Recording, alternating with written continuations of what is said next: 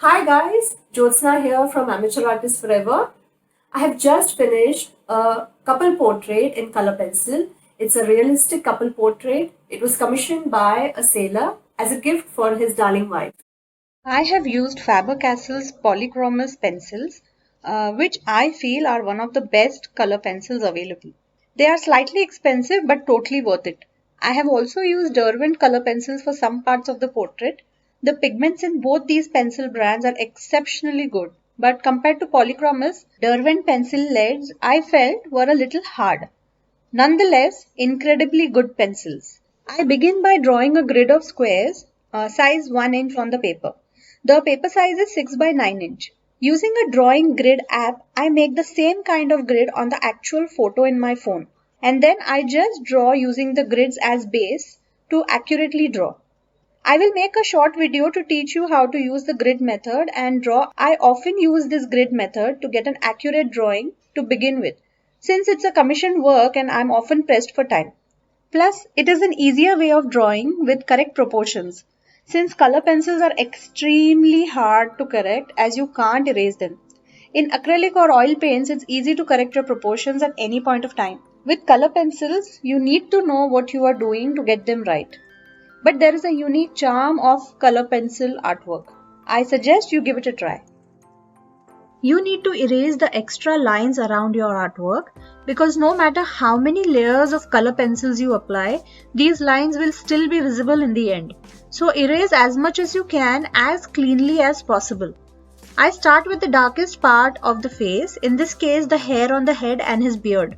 I am still keeping my strokes light. You always start light and then keep going darker. I am also leaving spaces blank where I see highlights in the hair. It is always easier to darken a spot rather than lighten it. So be careful and go slow and steady. I will show you how slow I go in real time.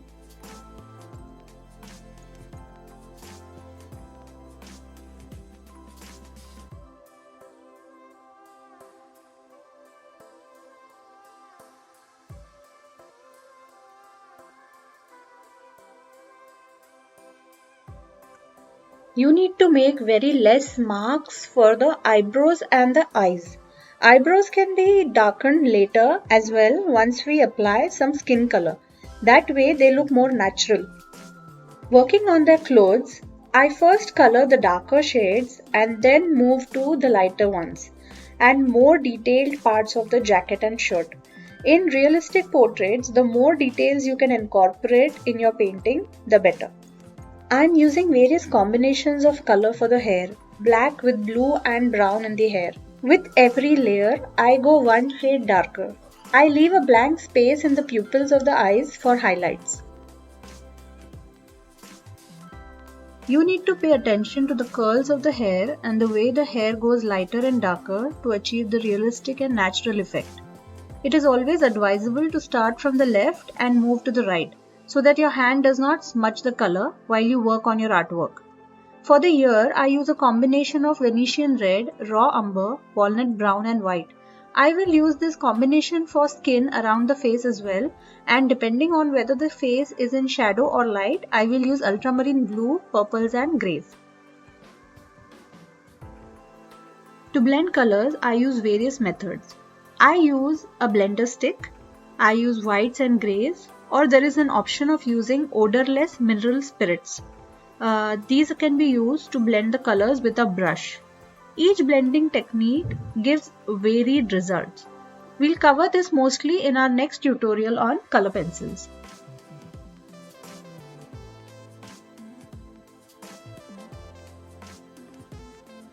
Unless you are drawing an old person, highlights in hair should not be made with grey, because it will make a young man look much older than his age.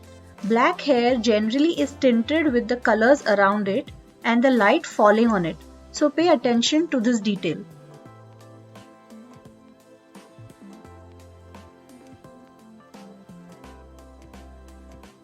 To make the first initial marks, hold the pencil back so that you hold it gently and your marks are light. As you progress, you can use more force to make darker marks and add tints. I am keeping my skin tone combinations same. You can achieve various shades of skin tone by using complementary colors layered on each other. For knowing more about complementary colors, do check out my initial 2 videos of painting a flower and a bird on posters. I'm sharing the link for the same on the top.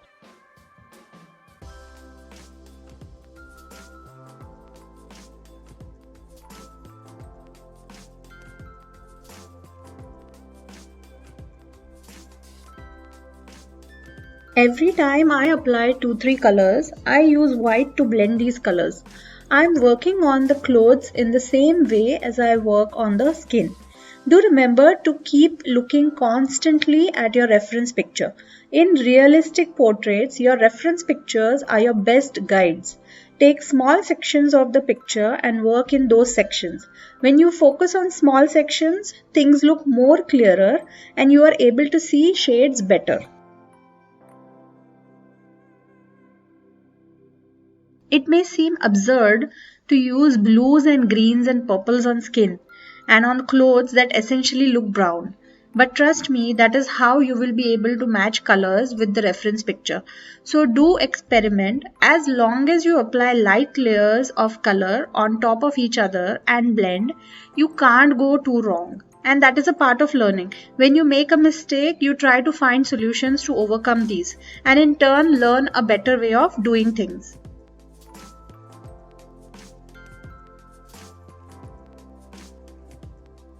I keep cleaning up my pencils as soon as I feel I have too many out of the box. It helps to stay organized. Your organization and cleanliness during the color process will reflect in your final outcome.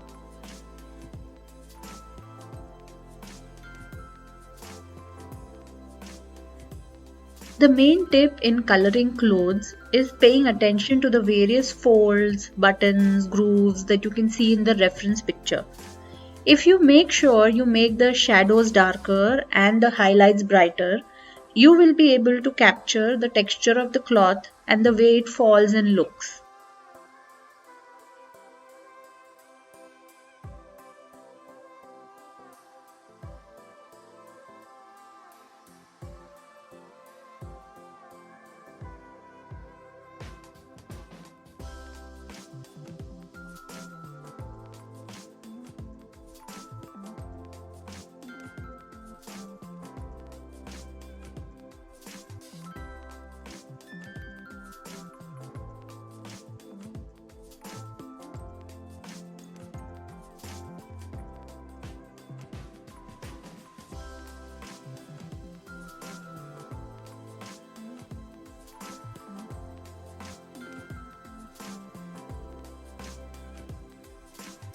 Make sure you color your darks and don't use white to blend them. You can use a blender stick or a tissue, or you can use black pencil itself and use more force to burnish the paper.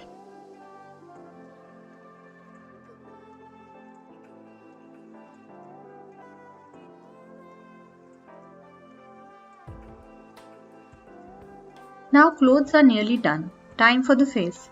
I start from the shadow part of the face and continue to color small sections using the same color combinations of Venetian red, raw umber, burnt ochre, walnut brown, along with some warm greys, ultramarines and reds. Because we are layering these colors, it is hard to differentiate where which color has been used. And that is how it should look. The whole artwork should look cohesive.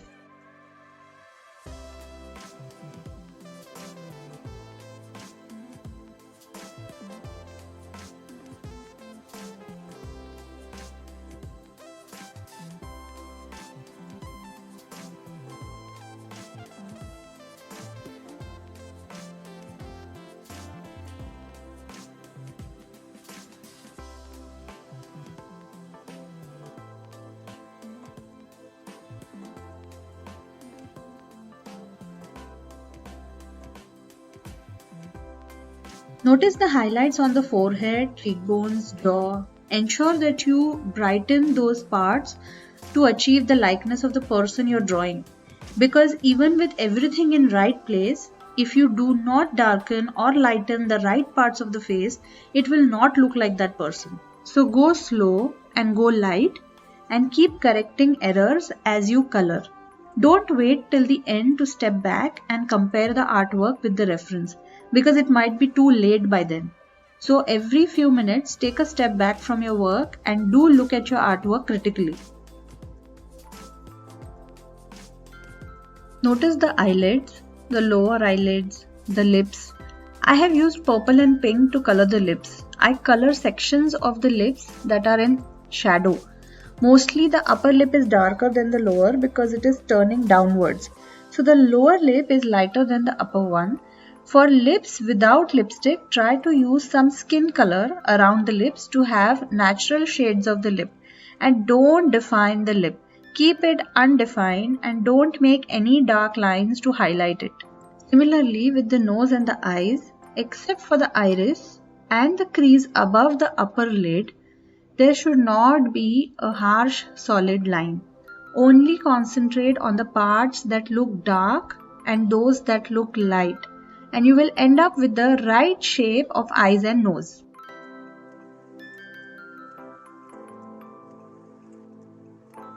If you like this video, please hit the like button. Do ensure that you have subscribed to this channel. This is a fairly new channel and every subscription matters.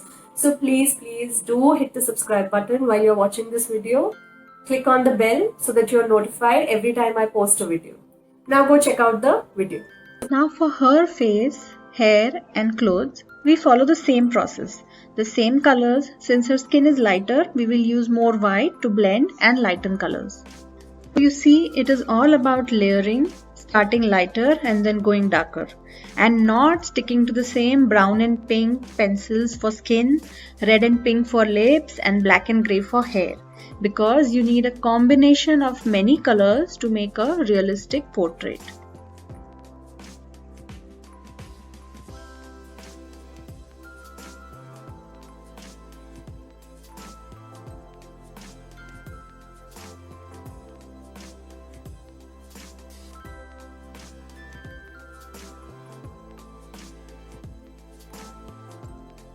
Every painting goes through an ugly stage before becoming beautiful.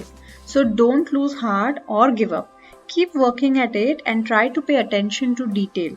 If you see a portrait or a painting looking bad or ugly, you know that you are on the right track and there is a lot of more work to do. Keep at it. The beauty of the work will soon emerge.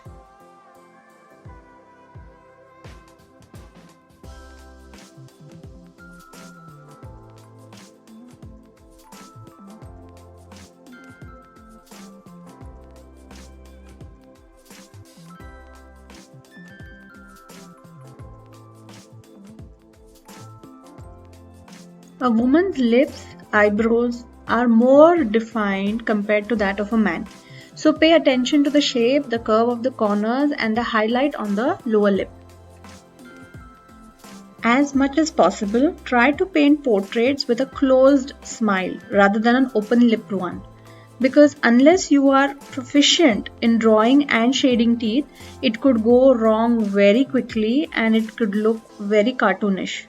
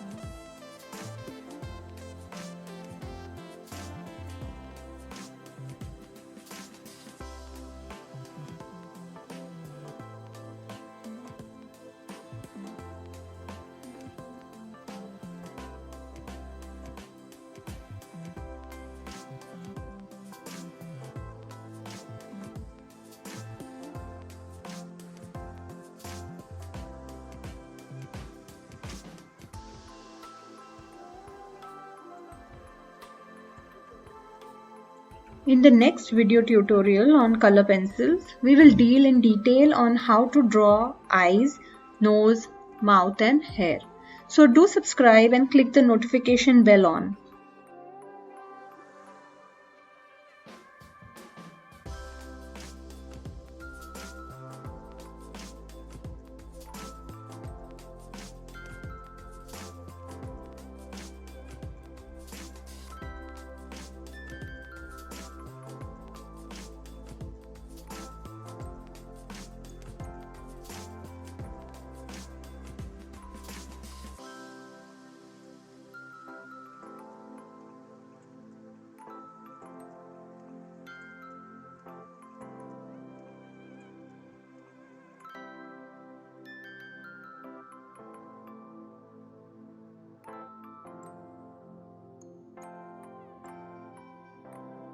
The last few marks are all about darkening and highlighting. I have used a charcoal pencil to highlight the brightest part, like the light reflected in the pupil, the bright buttons. You should choose a few details to highlight, not all, the ones you think are more impactful. I'm using a blue-green background for the artwork since the client is a sailor and blue-green colors connected more with this couple's life. Always try to add an artistic flair to your artwork. There is no need to copy everything from the reference. In this case, I chose to exclude the background of a waterfall in the reference picture and use these colors in a gradient form instead.